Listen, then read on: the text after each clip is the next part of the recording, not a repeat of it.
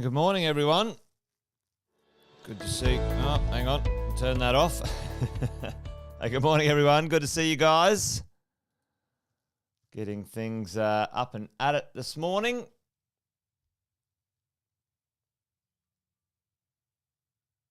A few of my little bits of tech aren't working extremely well, but good to see all of you guys on this morning. Hey, good morning, James, Chris, Alison, Deb.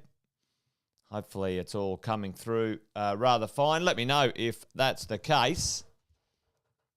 Everything looking fine at your end. Let me know. Hey, hope you had a good weekend. Welcome to another Wealth Coffee Chat, folks.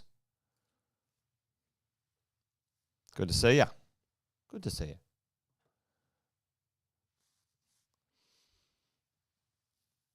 All good from Rodney.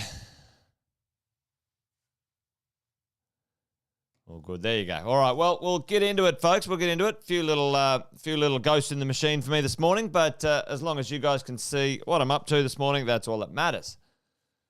Had a little bit of a busy weekend myself, so a little bit slower off the mark today, but welcome to another Wealth Coffee Chat. Jason Witten's my name. My little overlay thing's not even working today, so, there you go. For anyone who's new, give us a shout out in the chat. We got Rodney there, we got Chris, we got Alison, Adrian, Sharon, James, Deb. Good to see all of you guys on this morning. Thought I'd continue our little journey from last week. On Friday, we, if you can cast your mind back that far, we finished the week in our Wealth Coffee Chats with the 4 vehicles, the 4 streams of wealth. And one of those streams we talked about was your principal place of residence, the PPR upgrade strategy, folks. So I thought we'd continue that little journey today and see if, that one's working. That's good news. That one's working. See if we can continue down that track. Remember, last week, the 4 streams of wealth, the PPR upgrade strategy. And there's a lot of questions on that one. So what I might do, I think, in the coming months is do a full, completely 100% full mentoring session on the principal place of upgrade strategy. I think that'd be a good one. Let me know in the chat if you think that would be worth doing at one of the mentoring nights. As we roll along. 3 more strategies to go. First or second, investment property in your personal name. Now, for most of us right here, right now, talking in the idea of our investment portfolio, most of us are going to own between 3 and 7 investment properties. And for the most part, it's going to be best structured in your personal name. Okay? Best structured in your personal name. So stand by. We'll have a little look at that. The other 2 streams of wealth, your super. And last but not least, if you're a business owner or at some point you get into business, the small business capital gains tax concession, which is $2 million, folks. So we talked about this. There is no limit to the principal place of value you can have on your own home tax-free. There is a limit of the tax-free income you can create in your personal name. You guys probably already know this one. Chuck that in the chat for me right now if you know the cash limit of that. I'm sure you would. And super at this point in time, $1 million tax-free in retirement, et cetera, down here with the small business capital gains tax concession, you've got to have, a certain amount of boxes ticked, okay? So Nick's on it, Nick's sharp this morning. Let's talk about strategy number 2 or wealth vehicle number 2, you and your personal name.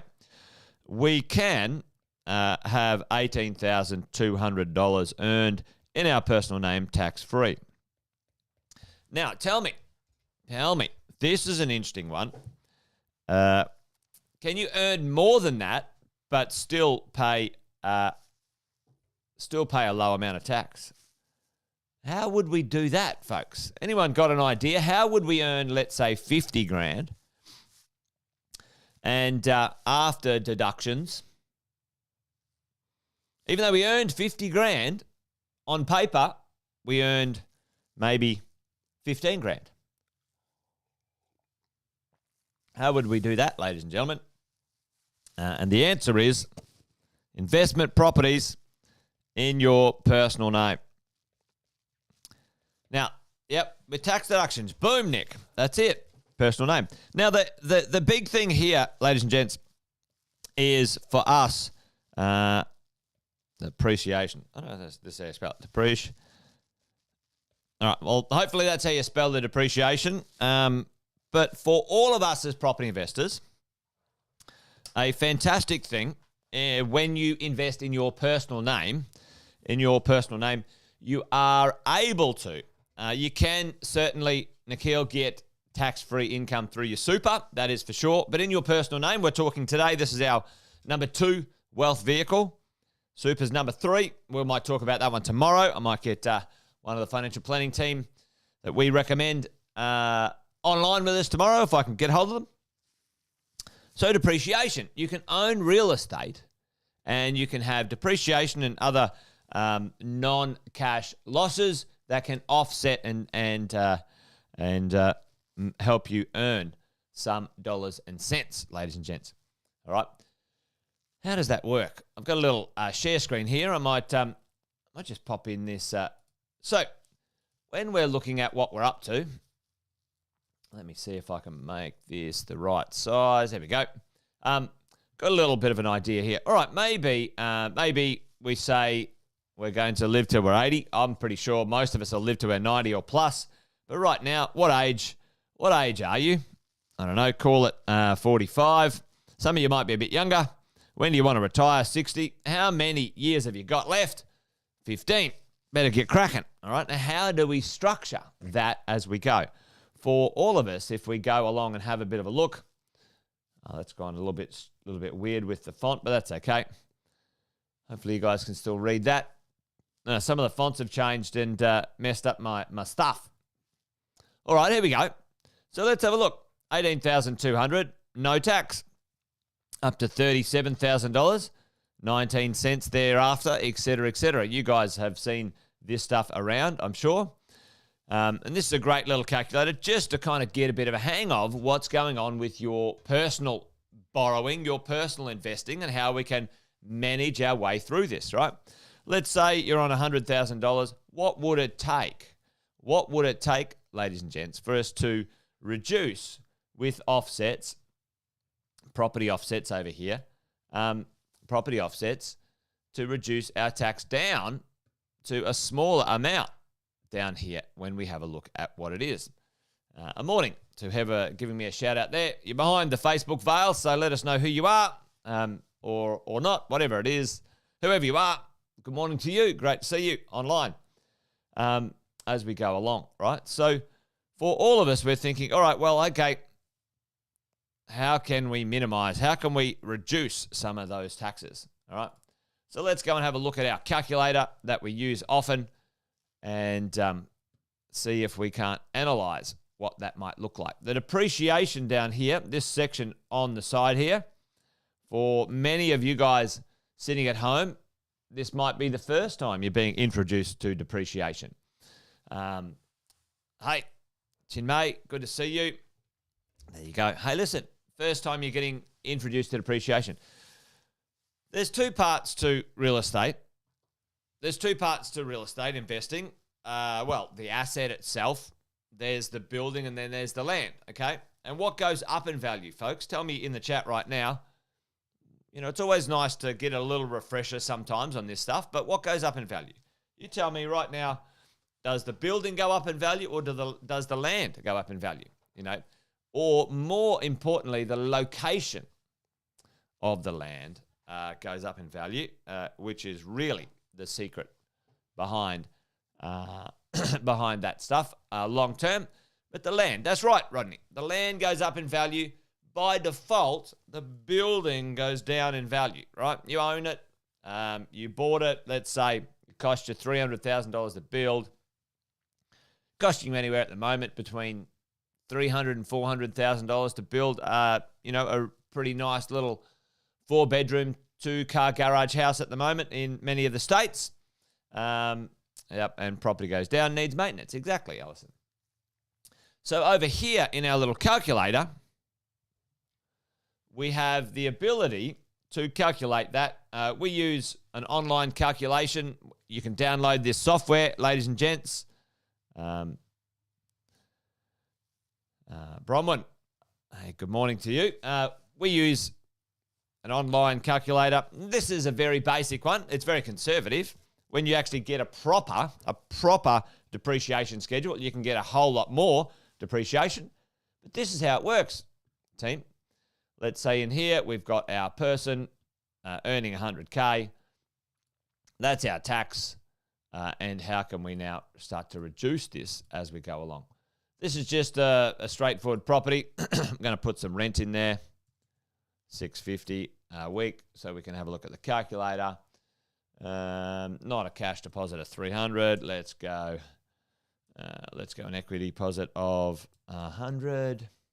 Actually, no, we just do a 10% deposit, $70,000. Let's put some stamps in there. Let's put some LMI in there. All right, what else have we got in here? We'll go no P&I, we'll go interest only. And we'll go at the moment 3.5. We can get interest only on our investment property. Anyway, there we go. Some basic numbers in our property. Excuse me.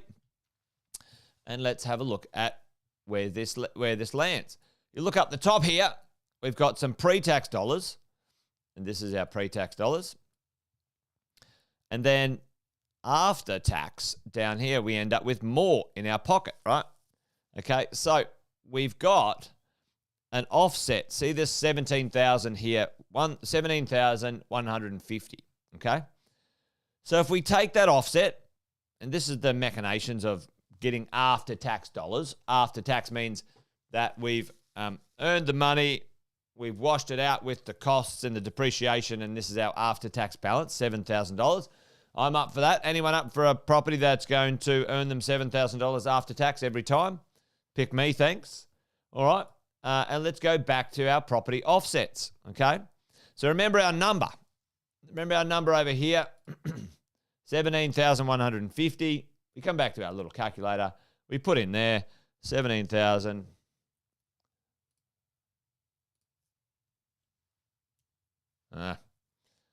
Let me have a little moment here.